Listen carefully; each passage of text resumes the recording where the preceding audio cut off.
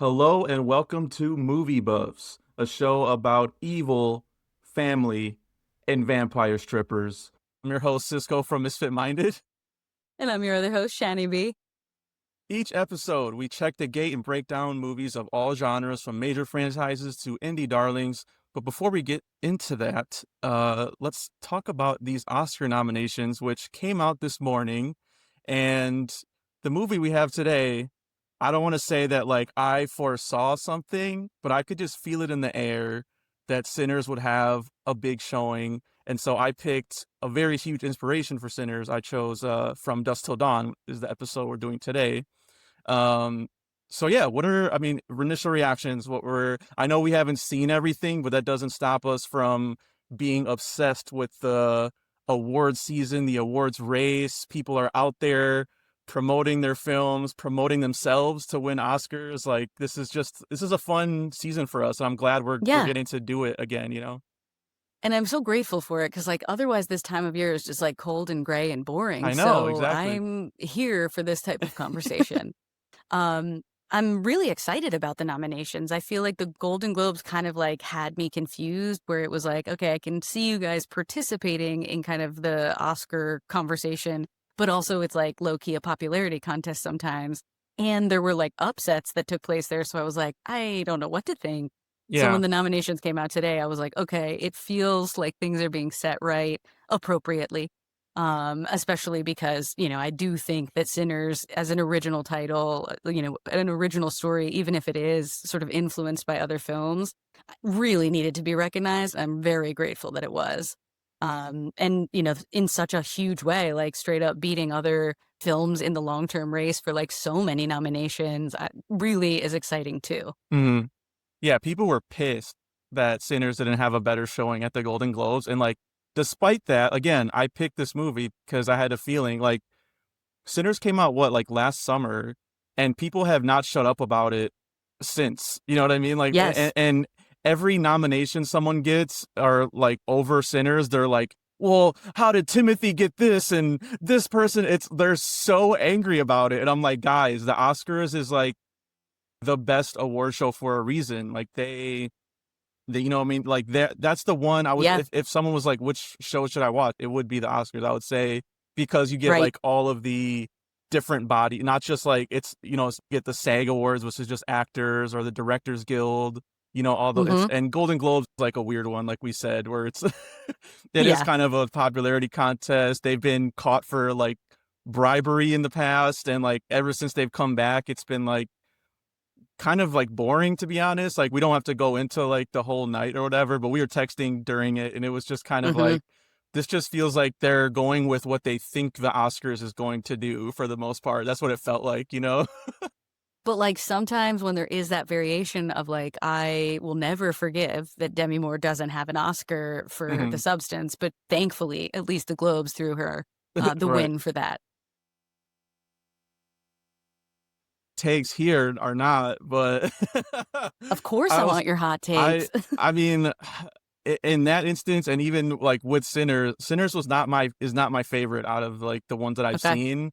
Like, to me, the one that the hype machine like lived up to was One Bad After Another. Like I saw that and I Mm, said, okay. And the narrative, again, because we haven't seen everything, we kind of have to go on these narratives. PTA doesn't have an Oscar Best Picture yet, or Best oh, Director. You know what I mean? So like, to me, it just made sense where it's like, yeah, a lot of people are like, One Battle's not his best. When does it ever go to their best? We talked about this. It never. doesn't have to be their best. Is it a Nope. fantastic movie? Yes. And so I was like, this could be PTA's year. But the machine behind Sinners is just so strong. It broke the record. It got 16 nominations.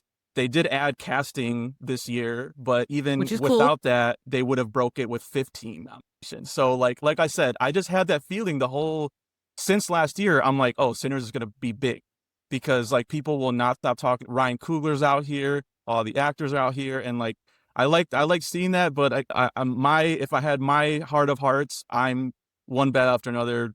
You know what I mean? That's gonna be Yeah. the one that I even like for the actors. When I saw that, I was like, oh, Sean Penn should be nominated. Benicio should be nominated. I'm surprised Chase Infinity didn't get nominated. I thought she was I fantastic, know. but Very Tiana Taylor surprising. got one, Leo got like so I'm happy that it had the second strongest showing. I hope they win Yeah, more.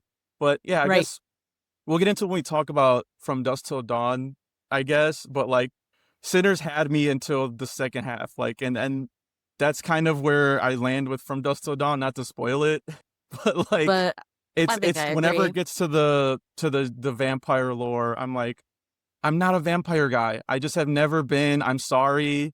It's just not my bag. You know, we kind of touched on that with Frankenstein too. I'm not a monster, universal monsters guy in general, I think. You Right. know, like and so I like the It's spin on true. it, but that first hour of Sinners, if the whole movie would have been like Southern gangsters in the South and like the the Bible Belt and like Mhm. with blues music and the Stack Twins like fucking shit up, yeah, that might have been my favorite of the year. But it's just all Yeah. the other shit that like it and as a horror fan, I deal with this all the time because it feels like the Oscars only feels comfortable awarding stuff that's like this is a horror movie, but it's also something else. Like that was the substance. My Right. problem with the substance too was like, and that one I thought delivered more gore than Sinner, more horror, which I Mhm. liked. But then that one I thought the messaging was such a mess and like was so over the top and like just obvious. And so Sinners did a little bit better job, I would say, of kind of like weaving the messaging into the narrative.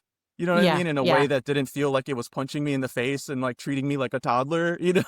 But like, I still am like, you know what it is? I would have liked to see Weapons get this spot, and maybe and not even take Interesting. its spot over. Maybe why isn't there room for two? I Can't guess there be I two yeah. horror movies? You know what I mean? And like, I'm glad I that get Amy Madigan got nominated, but like right? to me, when I saw Weapons, I was like on the edge of my seat. Kind of the same thing as One Bad After Another. That thing just fucking go like the whole time.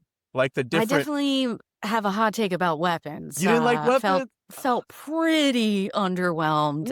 Like, What? some satisfying visuals, some interesting things to chew on, but then I feel like ultimately there were a lot of like random holes that I'm sort of like, why this? Why that? Why is that there? And I feel like the stuff that worked for it, what's being recognized, Yeah. I wanted more of. And I feel like similar about Sinners. I really enjoyed Sinners, and I thought Weapons was very entertaining, but I feel like they started somewhere. There was something that they could have paid off with, and then I The feel like payoff in they kind Weapons of is get, so good though. Like that to me, eh, like, that ending blows away yeah. Sinner's ending to me. Like I don't know. Like It's definitely, a shocking, like, rewarding kind of thing, but I feel like they're like, what they were doing all the way leading up to that, they just sort of get away with not necessarily making that a very sound story because of this wonderful I payoff. love the story. I'm oh man, I don't I know. mean, I'll go back and watch it again, I'll Yeah, try again, I'll see. I just feel I just like, like and when I want prestige horror, I want there to be something more underneath, not just, the I guess, like, fan favorite stuff, like, well, of course, I this is wanna my thing. see This is why what I love happens at the David end of Lynch. This is why I Weapons. love David Lynch because people were putting all these messages into Weapons because it doesn't explain itself to you, which is like good horror can do that too. You know what I mean? It doesn't always have to have a message on the surface. You know what I mean? Like you're supposed to, as an audience, we talk about this all the time, how like tired we are of, you know what I mean? Yeah. I guess It's I just want thorough storytelling, and I feel like there is a clear difference between what David Lynch is doing in terms of leaving things open for our interpretation, like how Darren Aronofsky does the same thing, and sort of like I guess I just kind of have problems with the guy who with his movies, the Zach weapons Brager. You director. didn't like Barbarian either? Yeah. Nah, nah. Damn. But I even again, liked I'm like, Weapons better great than Barbarian. visuals. I thought, you know what I mean? Like, Yeah, I think if I had to I don't really know. I feel like I felt equally the same about them where like they have me for a really long time, but because I didn't feel like the landing was like thought through, it was just exciting, just sort of shocking, then I kind of was like underwhelmed. okay. So I think that's sort of it because I feel like I like the visuals of weapons, but I want more for each character. I want more for like I want more reasoning in there. And Hmm. somehow I feel like you can still feel the reasoning of someone like David Lynch because even if he's not going to handhold us or explain it, there's still something that makes sense to us because, like, emotionally we can connect to the surrealism. and I feel a little bit like, the weapons guy was just super excited about where he was headed, that, like, he kind of just I was just waiting for that payoff eventually, I think the and then I was performances sold it to me, which is like, mm, you know what I mean? I think and a lot of people, you know, I mean, glad definitely, grabbed onto it, especially with Aunt Gladys, being nominated pretty much that performance being nominated, that the iconic character from that movie. And yeah, truly. I wanna put a pin in this because this is gonna I wanna there's gonna be some comparisons We'll get here. from Dusk Yeah. Till Dawn that I wanna revisit with Sinners specifically, but I just wanna read Mhm. off the best picture nominations, the 10, so Yeah. everybody knows. So we got Begonia, shout out to us. Again, our timing has been fucking great this year so far. F1, Frankenstein, which we also covered on our first episode back. So glad we got to fit that in there. Hamnet, Marty Supreme, One Bad After Another, The Secret Agent, Sentimental Value, Sinners, and Train Dreams. That's your 10 right there. And So, it all tracks for me. I feel like mhm. in there are the traditional picks, the, like, more popular pick, and then, like, space for creative entries to come into the race as well. So Mhm. I kinda like the expansion to 10 rather than just 5, because I do feel like, it's important that we acknowledge the huge variation in what's possible when we're making films today. Yeah, I mean, in the 5, you can kind of whittle down what 5 would have been the most because they had the most nomination. So you can kinda see where the voters are leaning already, but Right? I'm with you. I like the 10. You get F1 would not have got in here if it was this 5, you know what I mean? Nope. Like, Nope. any other, like, surprises or, like, snubs for you that I know we don't have to go through, like, every single category, but I mentioned Chase Infinity. I thought she's, like, the key to that movie, and, like, I Yeah. know there was some talk that, like, between her and Tiana Taylor, who's gonna be lead, who's supporting actress, that kind of thing, but Mhm. if Sean Penn and Benicio could both get nominated, I don't see why, those 2 ladies could not have because I think both of them are keys to that movie, honestly. They don't work And without I either of them. And I think, like, same, like, the for sentimental value, well, there are 2 actresses nominated together in that category, so Mhm. I guess they just had to it just came down to, like, maybe the numbers, What but they honestly, like, no Jesse Oh, Plemons? okay, that's where I wanted to What? go next. I'm glad you brought that up because I got that wrong when we talked about Begonia. Remember, I said that, I thought it was I thought Plemons had a stronger case because Emma Stone has been here so many times. I thought that might Right. hurt her chances, but you hit it right on the head. She seems to be the new Meryl Streep. She's gonna be If here she every single works, they're year. gonna nominate her. Even if she's Exactly. not gonna win it, she's gonna be here. And honestly, I'm fine with that. I thought I Same. didn't when I made that prediction, it was just a prediction. I wasn't me like saying it should be that way because I love her performance. I just thought Jesse Plemons was again equally that movie does not work with both of them, and Right. their It's just chemistry. weird that he's not there. Yeah. And same with Paul Mescal. It's sort of like, what's happening? Mhm. How can the dyads not be recognized is interesting to me when in these nominations. And then yeah, I noticed too for Begonia too that it got nominated for screenplay, but no best director for Yorgos too, which was like another. I was like, damn, okay. Interesting. But yeah, it's tough to talk about without having seen some of these. But I think the big story that everyone's going to be talking about is Sinners, and we'll definitely be talking about it more in this episode, even. For Um, sure. and Frankenstein, I guess I knew that Elordi would get nominated because that I think we even said that in the episode. Like he's Yeah. fantastic. He's the reason to see the movie in the Hmm. first place. But I am kind of surprised that it got as many. I think it got 8 nominations total. And do Yeah. you feel that way too? I thought it was maybe gonna fade into the background, Me too. honestly, That's what it just felt because I like. No don't think one. it's as strong. Right. Yeah, Right. but I Like, guess even though Elordi is great, I just didn't think, like, it is as strong against some of the other releases that are considered here.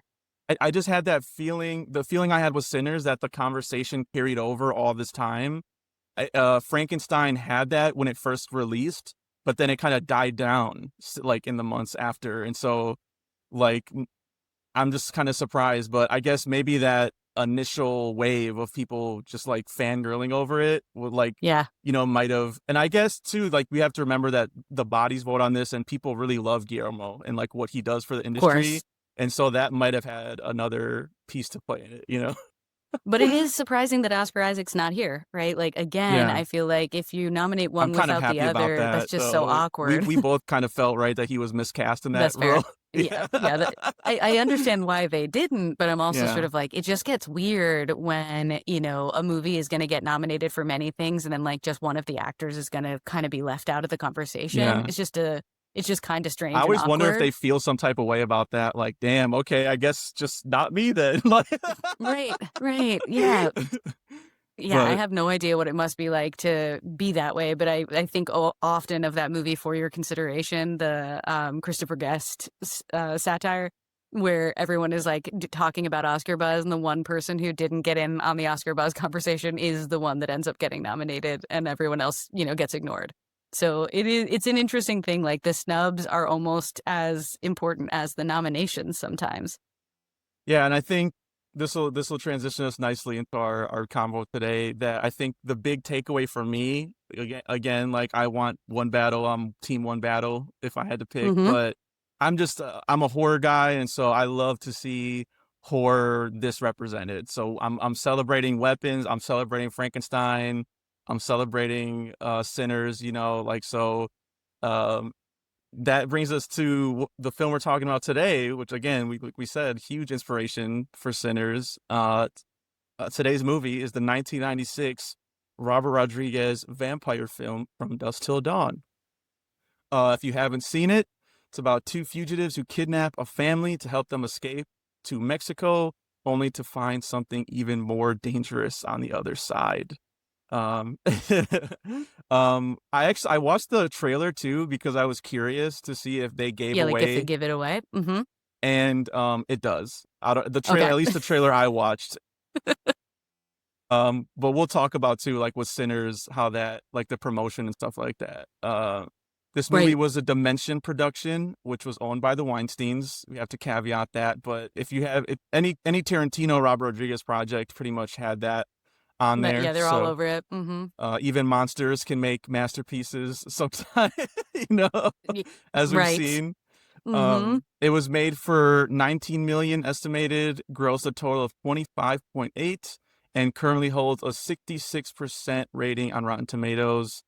What do you think, Shani B? Do you think 66 is fair? Do you think it's unfair? What do you I think think? I think it's fair because I guess, like, to your point, right? I think this movie is very entertaining. It has a lot going for it, but it is also sort of like once it locks into what it's doing, it kind of stays very one-dimensional. Yes. So it's like I don't love the number 66 because, like, technically that's a failing grade, but I Well, do it's a feel like fresh. right, 66 is yeah. technically fresh. So, Right, but right. But yeah, I feel like this movie is very entertaining, but it's like I don't necessarily go back to it like because I have such a great time watching it. It's sort of like, oh yeah, I haven't seen that one in a while. And then I'm like reminded of how, what is happening there. And I'm sort of like, I actually prefer the second half when everything is a little bit more fun and less kind of creepy and scary. Because like this is a great example of making sure that you create a grounded reality before you go into something insane, and I do think that that is like a strange skill that both Robert Rodriguez and Quentin Tarantino are like pretty good at doing, actually. yeah, that's funny. I have the opposite take, I guess, is that Let's I go. prefer the first half, you know what I mean? Like Okay. because it just feels like classic Tarantino, classic Yes. Rodriguez. Everything is so fucking cool, like you got Absolutely. I love I thought it really fit perfectly with the last two movies we've done, honestly, because you got a cop coming in a situation he doesn't know anything about, like Begonia. That Mhm. that cop gets killed on false pretenses, like Heat, Yep. because he Yep. was giving him signals, like Right. because the psychopath just wants a reason to kill somebody.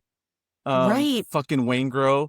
And yeah, it's just I love it just it's I love when movies can just start and just like you're in the middle of Yeah. this thing and you're like, whoa, okay, what's happening? Who am I rooting for? Like I love that feeling. And so when it's just this clerk and he's helping out Ray Park, I think his name is, and from Kill Bill, and Yes. you're just like, what Yes. am I watching here? Like, and then he goes to the bathroom. George Clooney and Tarantino come in with hostages and guns, and yeah, it just feels like it feels like Reservoir Dogs continues. It feels like, and to Yes. hear Clooney spit Tarantino dialogue is just Pretty wild. some of the best, I think, Yeah. you know, parts of this movie. And then when it gets into the vampire stuff and he's still trying to spew that cool Tarantino dialogue, it gets lost a little bit, I think, you know? Yeah, the transition is, like, pretty harsh, and I do wish there was Yeah. more finesse, but I guess I agree with you that I like the first half, like, I would wanna watch that whole movie absent of supernatural Yes, things, for exactly. sure. I just, prefer to slide past it because it's too good. Like, it's too good and real that it, like, makes me uncomfortable. Especially, like, when you're in that first scene and it's like, we were all watching the interaction between the cop and the guy at the store, and we didn't see anything. Like, not for a second did I think, "Oh, he's being held hostage," because I haven't seen this in probably, like, 5-ish years, so I didn't quite remember, how it all started. I didn't remember every detail. So when, they came out, I was like, "Oh, shit, they're already in there. That's right, that's right." But, of course, when we were watching, we didn't see anything. So then when Tarantino is like, "Hey, I saw him do this," we kinda feel crazy too, and I just Mhm. feel like Tarantino's just, like, too good at this character, so I'm also, like, trying to just get Yeah, past I that know. as best as I can because 'cause I'm so creeped out. But Clooney, as his brother is just so interesting. Like, That's these 2 yes. guys supposedly coming from something similar is a really funny part of this. Yeah, it felt to me, I'm just putting this together now, like the Natural Born Killers that he never got to make. And then you even got Juliette Mm. Lewis in this movie who would go on to be in that, Right. which is funny too. But yeah, it's just I love like Tarantino and crime, they just go together. They're even in the suits like Reservoir Dogs. Yes. And like it's just shot with such precision from Robert Rodriguez. Like we talked Stellar. about it in our Grindhouse episode how they fit with each other so well. You know what I mean? Like they feel like two pieces of the same, project, I guess. Mhm. And so yeah, when it shit starts happening and Tarantino just shoots the guy and he's like, he was giving him signals. It's like I kind of wish they maybe elongated that scene more. We talked about this with again another interesting contrast to Begonia. Yeah, When you know Stavi is interrogating Jesse Plemons and there's that suspense of like is he gonna find out like what's gonna happen like and they kind of stretch that out and I wish a better actor was in that part to make that scene better. totally. I just yeah I get they wanted to jump things off right away, but part of me was also like once you find out that they're holding hostages, they kind of had that talk with him like wrap this up, like Yeah, yeah. this cop needs to go get out of here. I felt like they could have done like just some more suspenseful things to, make that scene hit even harder but I mean, once the action starts, it's Robert Rodriguez knows how to shoot action, when Exactly. Clooney knocks the lighter fluid off with his foot, and he's like, Yes. flicks the lighter on the toilet paper, and he's like, shoot the bottles behind him, and it's just, yeah, it's It's hard to so well complain once thought it through. starts. Once it starts, Yep, hard, and it ends with them walking away from that explosion. So cool again. yep. Yeah, Robert Rodriguez makes every single person in his films seem like the coolest person of Yes. all time, and I think that's part of why Quentin Tarantino's character, like, is so off-putting to me because, even he is sort of getting this treatment, like, he is getting to have moments that that this character would want, and I too was thinking a lot about Begonia because in Begonia, they don't really give you the opportunity to see the psychosis in such a similar way because like here they're like truly displaying the kind of psychosis and like the next level danger that's present, which of course I think Emma Stone is navigating in Begonia, but it's like right in your face in this story, and it's sort of like, yeah, this is why we're afraid of people like this because they can just decide they saw something and then it's over, right? They just shoot you and you thought, I'm cooperating, I'm giving them everything they want, I'm trying to do what they say, but there isn't any safety. There is no real trade.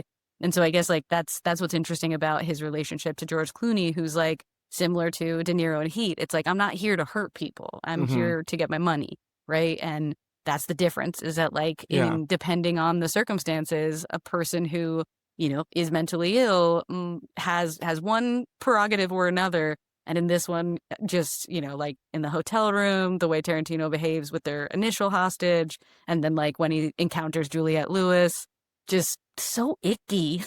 So icky, but, like, very authentic, you know, and I guess that's what I mean when I say that Rodriguez and Tarantino are very good at grounding things, even if their grounding is, like, in this grotesque world of full of men I don't wanna be around, I'm still sort of like, "Yeah, but they feel like real men, that's why I don't wanna be around them," you know? Yeah. And Yeah, you need that if you're gonna go into something so insane in the second half of your story.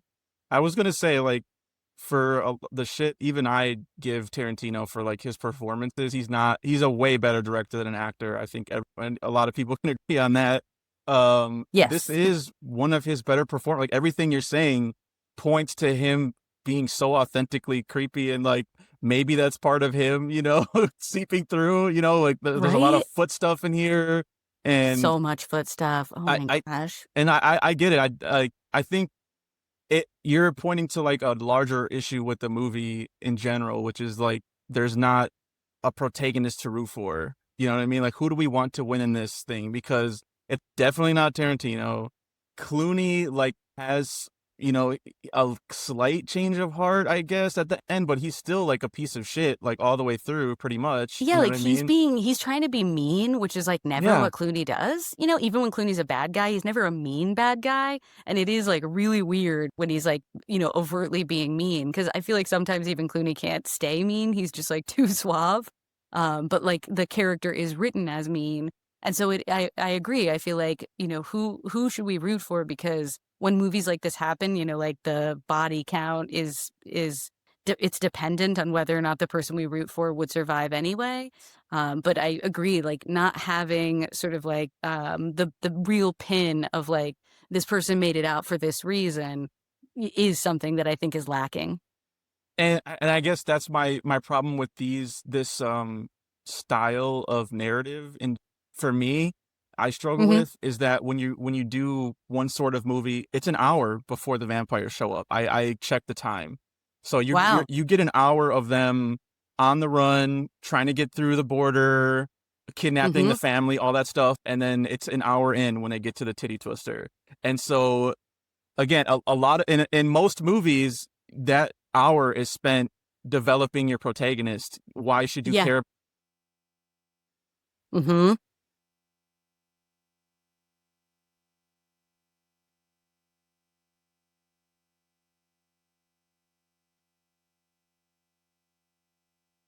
Yep.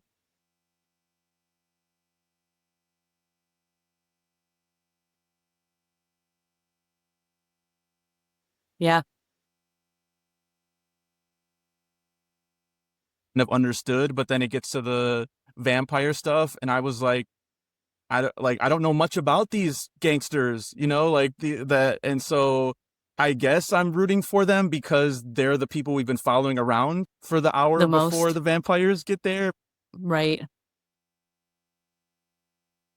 And I thought the horror stuff wasn't as well executed in that either. Like, it was a lot of night shots, and I couldn't really see what was Yeah. happening, Yeah. and that was a complaint even in Black Panther that I had too. It's like, for some It's a little reason, dark. he maybe to hide the effects and things like that, when he gets into those very Maybe. dark action scenes, it's really hard to make out what's going on. And I love, if you're gonna do a vampire thing, I guess my temperature with it is more of the seductive quality, drawing people in, you know, tr Interview with tr the like, and that was vampire. my favorite part of the Sinners, was, like, when, he was like, "Invite me in," that scene, I loved that. Yes. Like, I was like, Yes. that to me is, again, suspense, you're Hmm. breaking down when the vampire stuff comes in from Dusk Till Dawn, it's like, "Alright, so we're dealing with vampires, right, guys?" And it's like, "Whoa."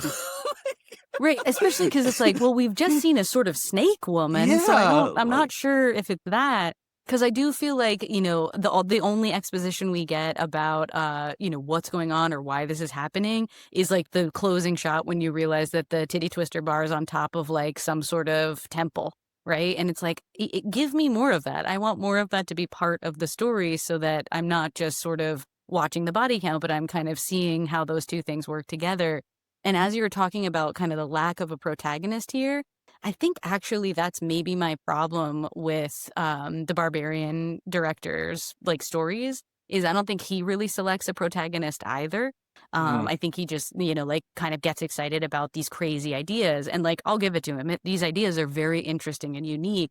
They just feel similar to like the second half of this movie where like, yeah, but once we start having fun, I don't really care about that other stuff. I'm just like having a great time building a body guitar out of, body parts, right? I'm having a Yeah. great time with like boobs everywhere because there are so many boobs in this as well, It does which take is so place in a fun. strip club, we should say. I mean, the This titty is true. twister, and Yep.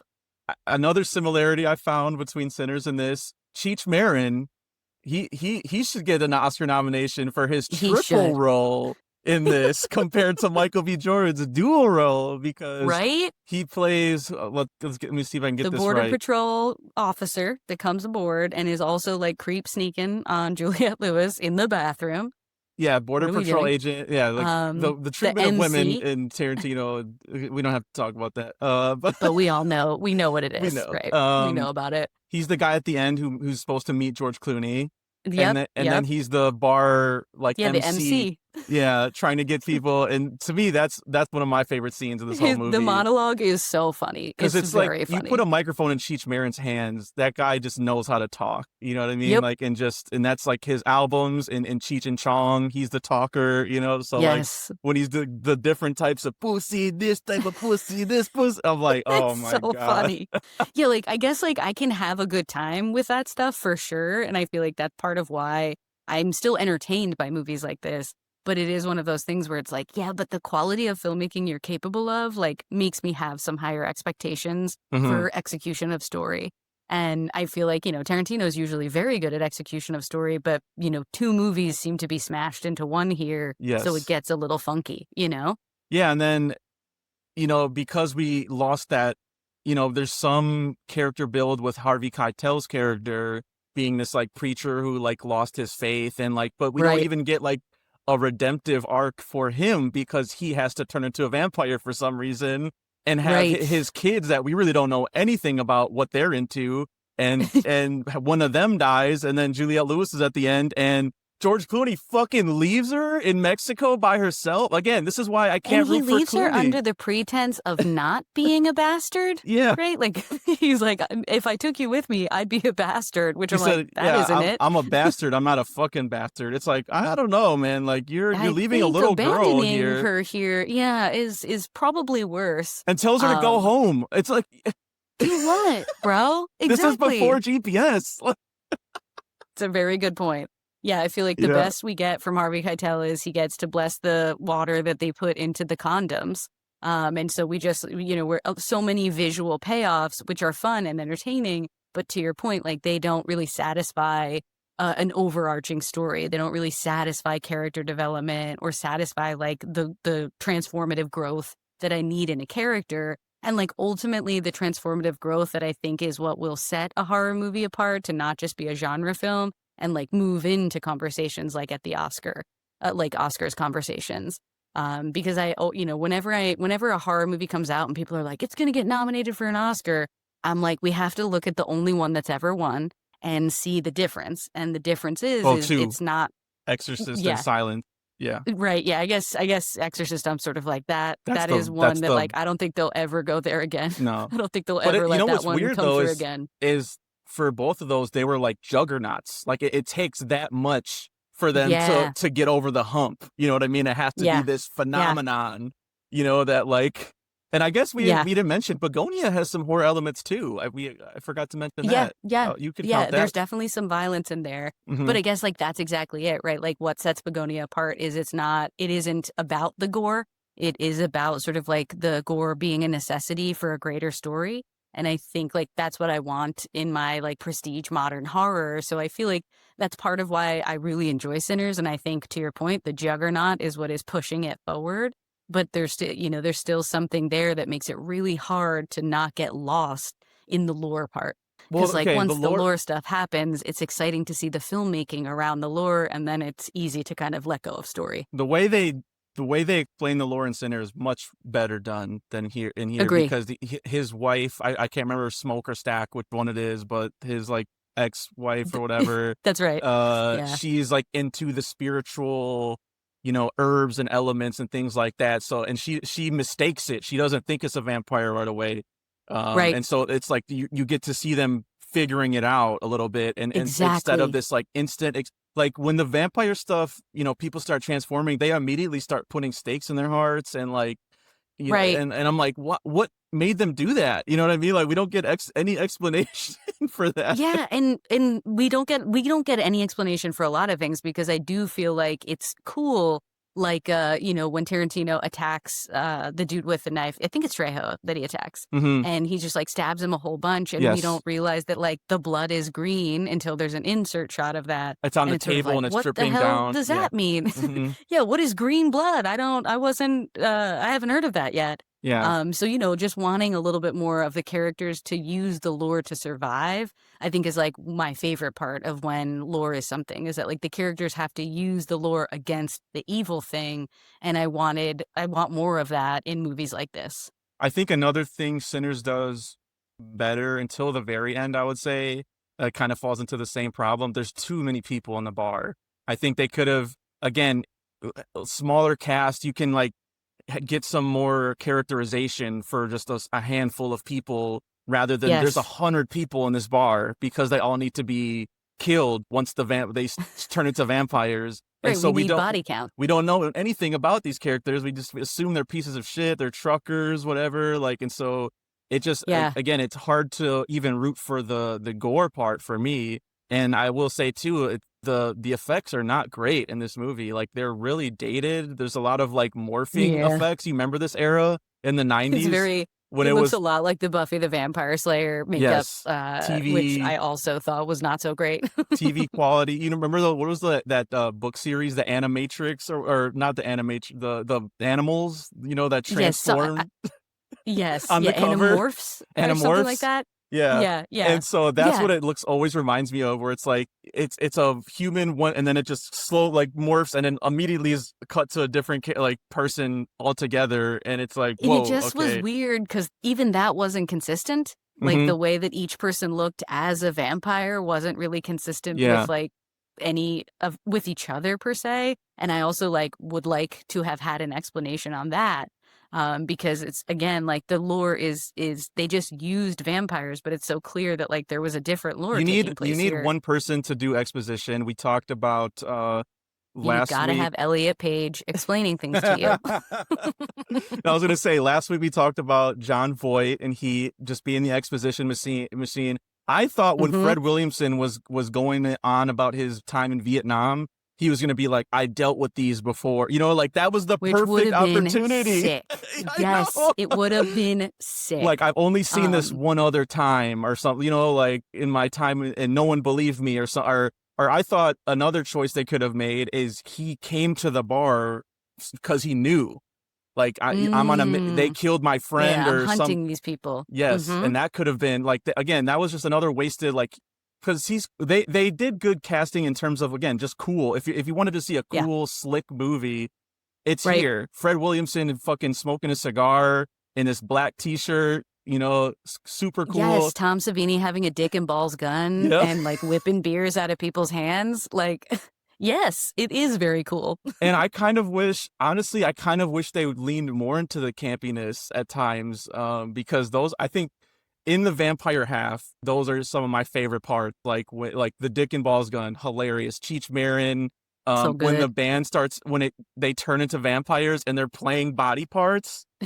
Come Right. on, how do you hate that? You know what I mean? Like that's the fun stuff to me. Like that's what they could have used more Exactly, and of. I wanna have that fun for sure, but I agree that, like, it's all, like, pretty easy. Because I think another thing too is sort of like, these guys have never ever been challenged by the people in the bar, like, they Hmm. were pretty quickly beat and like, The like, vampires are main very cast. weak in this movie. I don't know if you noticed that Exactly. they pose no real threat to the main Nope. characters until it was time for them to die. That's what it felt like, you know? Yeah, it was very easy, like, Selma Hayek easily thwarted. Trejo's out pretty quickly, like, they basically beat everyone, and the only reason that they have to keep doing what they're doing is because since it's not their place, they can't keep out more, I guess, bat vampire people. Because then another style of monster kind of comes through in Yeah. the bats.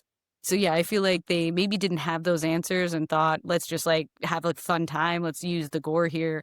But that But is it like wasn't even ultimately, gore. I guess that's another issue I have is like it's that CGI bubble effect, you know what I yeah, mean? Like and like yeah, where they like melt or whatever. so it didn't even hit me on that level of like a gore hound. Like it was just it left me wanting more for that. I would say maybe my favorite gore parts. I wrote a couple of them down. I like Yeah, when Cheech Marin first dies and his eyes explode and it's like this milky yeah, all fluid. over Juliette Lewis. That was disgusting. When Savini turns into that like rat monster, like Yeah, Clooney whips his head right. off with the whip after Yep. Savini goes on this kind of rant about like the flesh near their I don't know. It was very confusing. Like they have soft flesh or something.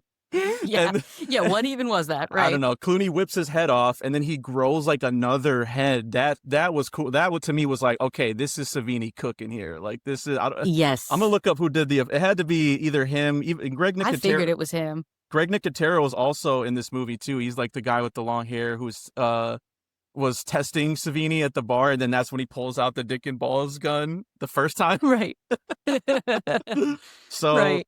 I don't know. It's just yeah, even on that level. So yeah, Howard Berger. He works with Greg Nicotero. Did the makeup for this. I'm just looking for Greg Nicotero. Yeah, Greg Nicotero was the makeup's effect artist supervisor on this. Yeah, like the So meshing together of the CG and makeup is like very apparently not working when Tarantino turns. it's two different, completely different Aesthetics. styles. Yeah, Mm-hmm. exactly. Yeah, I Yeah, I didn't. feel like when Tarantino's like supposed to, when Clooney's supposed to be like, you're my brother, but you're also evil. Like, I want to kill, like, I need to maybe kill you. I just feel like they weren't able to get anything emotional out of that because the makeup is so weird. And the like switching back and forth between him having like a very massive, enormous forehead and like his eyes being really small and hard to see to like him having like some little teeth here and you can Yeah. fully see his face.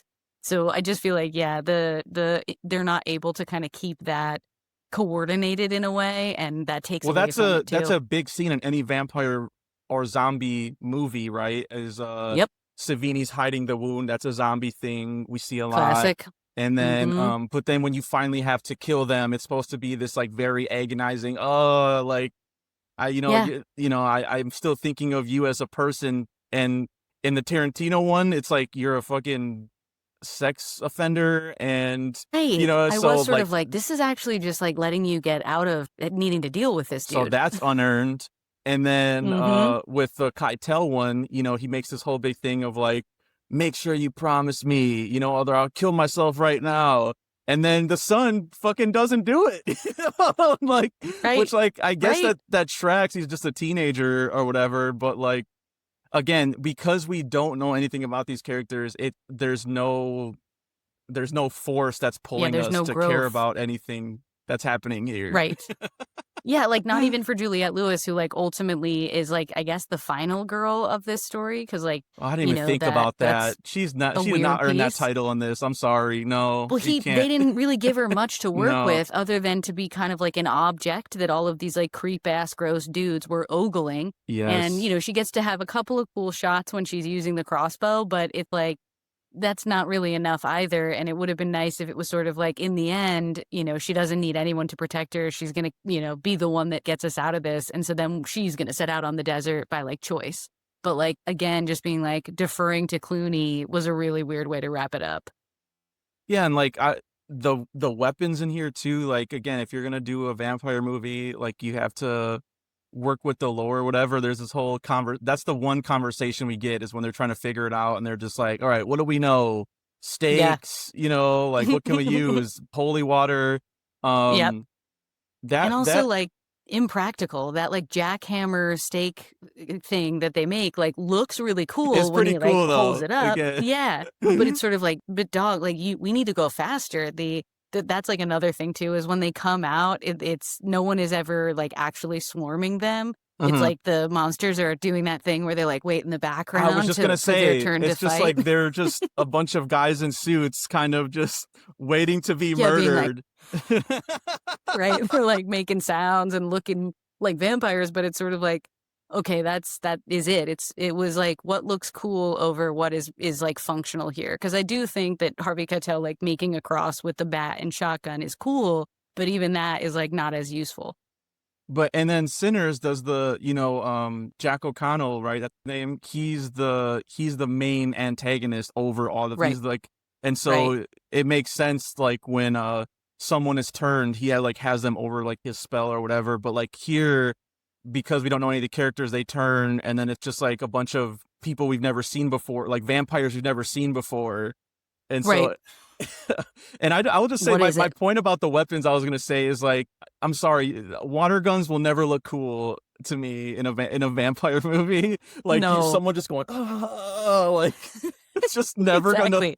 never. And the crossbow, like they really did Harvey Keitel's because he could have had a nice arc in here. I think that was the I closest agree. thing to a protagonist that we could have rooted for, where Mhm. maybe he sacrifices himself, like he For comes his to kid. terms with his faith at the end or something.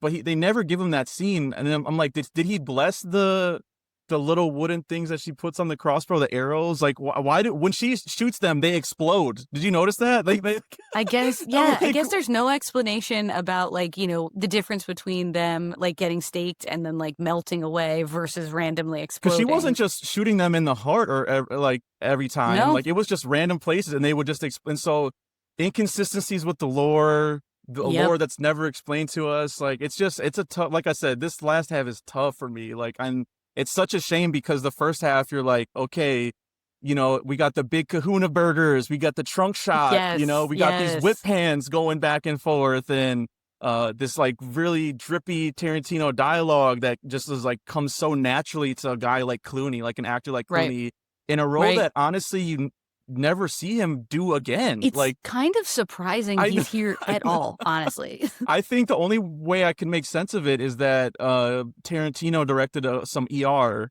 Okay. and so I think maybe they met there, and They maybe Clooney was looking for like a reinvention of I his mean, career he's at that definitely point. trying to transcend TV, right? He's trying to be Yeah. like, I'm a movie star. Hmm. So, maybe this is just an example of how, like, even the greatest actors have to kind of like take what they can get to prove that they deserve to have something larger than their TV jobs. It's just so wild when you look back in retrospect and you're like, he is doing his best, but like, he doesn't really fit here. Like, I don't completely buy him as this guy because every time he's mean, he then kind of smirks, and I'm like, "There's the real nice guy that's underneath." Right? Who, like, even if he was evil, I'm never afraid of him, and Hmm. even when he was being mean, I was like, "I don't really feel afraid of you because perhaps it's a soft They could miscast, have, but you it's know what they like." could have done too? They could have done a Begonia thing where one of the brothers is dragged along, onto the Mhm. criminal element, or something Right, like that, right. to like Yeah, humanize them, like kind of like the Teddy relationship and Don exactly. relationship. And Right. that could have again put more pathos into the rooting for them, either one of them, or like, I'm doing this because of my brother made me. And you would have to make Yeah. Tarantino less of a creep in that. You maybe not make him a sex offender then in that case, but Yeah. he did a good job. I would say like again, it is very creepy, like you said, very convincing. Like that little voice he does, like that child, like innocent voice he did was like so unsettling when like it was Exactly. almost like a kid going into timeout. But did you notice Yeah. that? Like every time he messed up where he's like, I don't know. I was gonna explain that. It's like they could have done something there and it just not made him a creep, and you could have kind of maybe felt for that character a little bit. Yep. But that I guess that's it too, is it's sort of like these guys had both earned dying per se. Hmm. So it is interesting to be like, but Clooney's gonna make it out because he seems to be the one who's randomly drawn into the crimes because like Tarantino is ultimately committing way worse crimes than Clooney ever did. Yeah, why did Keitel die? Like that makes no sense to me. And I will No say that was idea. another effect that was one of my favorites that I wrote down is when his death in particular, like why does he get the gnarly death? I don't know, but uh Juliette Lewis breaks the water balloon on half of his face, I think, and then Yep. you just see one half of it and it's like green blood gushing out of Yep. it. It was so nasty. I was like, okay, again, not loving the green blood part of it, but it still was a cool effect. I mean, I Yeah. guess another thing we haven't talked about that this movie is just every time I see it posted anywhere, the scene that gets posted is the Salma Hayek scene this is genuinely iconic, like, part of this movie that we have to talk about. Just like so seductive, so sexy. And again, I think they kind of waste her here too, because Yeah, she could have been this she could have been the lure. ringleader, Mhm. that's controlling everything instead of like turning into a reptilian thing that dies immediately. You know what I mean? Like it just Right, who it seems like was in charge. Like, it right. does seem like she was in charge, and also, like, there's some it's interesting because like, it's an iconic dance number, and then, like, low key absolutely inspired Britney Spears' VMA performance because she dances with a snake. Yeah, exactly. So it's like, these things are sticking with us visually, but they're not really earned like you're talking about, because I do feel like she just is here to die, You know what essentially, and it's like, "What?" that scene reminded me of too when we did Grindhouse. Remember the lap dance scene we talked about in Mhm. Death Proof that she Right. gives Kurt Russell? I was like very similar, like again, not as iconic in that movie, but just like just playing the band gives her that song and she just I was laughing, dude, because there's like reaction shots to the guys in the bar and like Tom Savini's jaws on the floor. And then when she starts doing the dance to Tarantino and like pouring the drink in his Ski mouth. shots, her own foot, her, like, leg and I foot. looked at Ugh. Clooney's right behind her, Huh? got this gigantic ass in his face, and his eyes are popping out of his head, and And, if he's kind of anything, going, yeah. whoa, and I was like, man, pay attention. Maybe I'll make a clip of it, but like, pay attention to the guys in the bar. They did some great reaction Yeah, faces to like because any guy to Salma Hayek, in this scenario is looking of like course. that, you know? Right. Yeah, yeah, I feel like they have a lot of entertaining pieces that can kinda distract you from what's missing, which is, why I think this movie ends up having the rating that it has, because, like, it's still, has high quality. It just sort of always leaves me wanting more because of, the pieces that we identified as missing, and the hmm pieces that, like, honestly, it wouldn't have been that hard to find a way to bring them back in, to make sure that they were there. It's kind of like, this is an interesting, time capsule of, when we were first starting to let creative directors come forward and try to make movies for themselves. That, Yeah. like, in the beginning of that, those stories are often really exciting. They show huge potential, but there's something missing. And that, like, kind of connects again for me to like Barbarian and Weapons. Really exciting, really original, like entertaining for sure, but, like, you need to do a little bit more to make it hmm completely to really round it out for me. That's fair. I mean, like I said, I don't know. I guess the performances, the different narratives kind of pulled me into Weapons that worked Mm, for me. Just like getting these different perspectives of the same scenario, I thought was like a pretty genius invention in that, yep, in a way that we haven't seen in horror. And then Barbarian did the half and half thing too, um, into like, whoa, this is not what I thought it was going to be. Just another like an Airbnb stalker killer right, scenario or something, right, And yeah, this is not what I thought at all. So he has a good surprise element, but I get what maybe if you're looking for characterization and things like that, that's not going to be. It's not maybe looking next like that's time. gonna. But he's doing Resident Evil net, which has me Right, very excited because there has still yet to be a Resident Evil that I would say is a great movie, and I love that's yeah, probably my favorite video game franchise if I had to pick. So yeah, I'm yeah, hoping he that we can can get a good one. do it It's a justice. really hard property, so we'll see, but, There's like, so I guess much lore in that's that too, where it's like, how do you what is he gonna adapt? Like right, what's he how do gonna you enter choose? it? And it's got Mhm, the zombie element too. So like, but I know he's not gonna just fall into zombie conventions and traps, which right. has me excited that he's gonna approach it from a different. We've had like what, like 10 Resident Evil live action movies now, so Something it's like like, that. Yeah, a pretty big amount, that are, like, all meld into one, honestly, and they're so, more action, yeah. and it's like that's not what I like about Resident. There's some action stuff in it for sure, but it's a Mhm. horror franchise at the heart of it. So, Yeah. all right, last things I'm gonna go through my notes real quick and just things I missed because I feel like we've been pretty hard on it, but I do want to give it some props on some of these Yeah. things here, some of these things that I missed. The one weapon that I will give props to, we already mentioned the stake driver kind of thing. That was kind of Mhm. cool. Harvey Keitel loading the shotgun with the metal bat into a cross. That was badass. Like I will say that. The dialogue we already mentioned, but I just wrote down some of my favorite lines in here. So you got QT going, or they're like, "What's in Mexico?" Mexico. Uh, Right. Clooney has some great lines too. Okay, Ramblers, let's get rambling, stuff like Mhm. that. I also wanted to shout out, we got, who else I gonna say? John Saxon, who always plays a cop in every horror He movie sure ever. does, So Nightmare on Elm yes. Street, Black Yep, Christmas, which I just watched for Christmas. love it. Uh, I had to shout him out.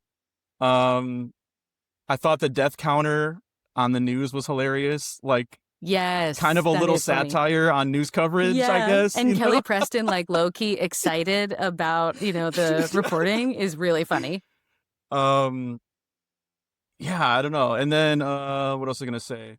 I will say I did wanna mention some of the, like, amazing shots that I love, that Rodriguez is able to get in here is, like, when they look at each other through the bullet hole in, Mhm. Through the Tarantino's hand, hand. I wrote that, Yeah, when yes. they kind of, like, zoom to show you that in the trunk is a woman who's tied up, like, some of those details of, like, some classic filmmaking, I really, really Very appreciated in this. appreciative. They didn't show the lady that got assaulted and murdered. They just Yes, did the very little classy. flashes. So even as Mhm. gross as it was, that does make it a little easier for me to stomach that To first half. swallow. You know what I Mhm. mean? Mhm. Um, yeah, I don't know. I guess, yeah, overall thoughts, I would just say before we head out of here is that, again, this is not like the best, but I guess I wanted to compare it to like back then you could kind of get away with this bait and switch a little easier. I guess that's where I wanted to end on, I think, Yeah. because I think maybe the first time I saw this was on cable, and I don't think I Okay. had seen trailers for this, and Right. so that twist caught me completely by surprise, and I guess I kind of remember liking it more because of that. You know what I'm saying? Compared to like Same. Sinners, because of social media, dude, like shots and Yeah. storylines and things got spoiled. Even uh Weapons, I don't know why I couldn't think of that. Weapons got spoiled for me too before I Mm. saw it, and I'm surprised it still worked for me after knowing kind of where it was going, but I guess that's a testament to that movie, and then, Sinners, I don't know, it's just interesting that, like, you really can't do a hidden the last time maybe we had something like that was Cloverfield, Yeah. where they kind of hid the promotion, you didn't know Yep. what was coming. Yep. But it That's makes a me good wonder point. if you could ever get away with doing that again, because even in Sinners, like the most recent example, most popular example, everyone knows that there's vampires in it, you know what I mean, at this Yep. point, so, Yep. I don't know. Yeah, it's like we need Coogler to come out at the top of the story, Alfred Hitchcock style, and be like, "This story is going to contain a spoiler. Please don't tell anyone so that they can enjoy it," right? Like, I guess we need like a collective audience effort to say, like, we want to give people the chance to have this. I guess Sixth Sense is like another great example too, where like there's a big twist that takes place that everyone was like actively working not to spoil because they did love, having that moment in the theater. So I feel like if we can collectively agree that we won't do it, then maybe we can have it back. Cause I feel like if you don't know what's coming, it's always more rewarding. But, that's the weird thing about marketing is that they're like, but I gotta, find a way to get these people to the theater. And that's, Which sucks, annoying to the you know artist. who does it? Mm, Jordan Peele. Jordan Peele yeah, can still, because he does still I do it. remember with Us and Nope, And I Nope. went into Yeah. those completely blind, Yep. Yep. and so Especially Nope. I was like, Okay, okay. So, I don't know, do better internet because, yeah, Coogler's a good enough director, I would have seen this, you know what I mean? Yeah, Regardless, and we've absolutely. talked about him before, we're huge fans with Creed, we've talked about Yes. before, and with the Black Panther movies, and I was happy to see him, I guess I was happy to see him go away from the MCU for a bit, Yeah. but it just I guess it kind of when he did the post-credit scene or whatever, and then mixed with the vampire genre, I was like, go back to your original, bro. Like your originals are Right. so good. And I know Find Creed's your way like back. not original, but like I don't know, even Fruitvale Station or like Yeah. I would like to see him do. I guess compared to Zach Prager, I want to see his Zach Prager original Yeah, script in front of space. with no genre convention, no superhero affiliation. You know what I mean? I that would be Agreed. my what I would hope to see. I guess And moving he should forward. be able to they Yeah. should give him space to do that after a movie like this and after, the showing it's had. So I agree. I feel like, he is in my opinion, I'm more interested in the stories he's gonna tell. And even if there are things that he doesn't handhold, I still like prefer his work overall. But I'll go back, I'll watch some other stuff. I'll see if I can get on board. Um, but we gotta get out of here. So I think that wraps it up for us. Let's remind the people where they can find us. But yeah, and one last shout out to the Titty Twister. If you're gonna set a horror movie, a strip club is always a great place. You know what I mean? It really is. Yeah. And if you need to get a lot of boobs in there, Titty Twister There as the name of it's the it's place, it's in it's epic, in the title. So yeah. epic. But yeah, get your fix. Follow the show at We Stay Buff on Instagram, Facebook, Threads, YouTube, and TikTok. Follow me on all the socials at misfit_minded and my website, misfitminded.com. So you never miss a rep, subscribe to the podcast on Spotify and Apple Podcasts, and please leave a review. 5 stars, 5 stars, 5 stars. And you can follow me personally on all the socials at It's Me, Shani B. We'll be back covering 28 years later. Thank you again for listening. We'll catch you next time for another edition of Movie Buffs. Until then. Everybody be cool.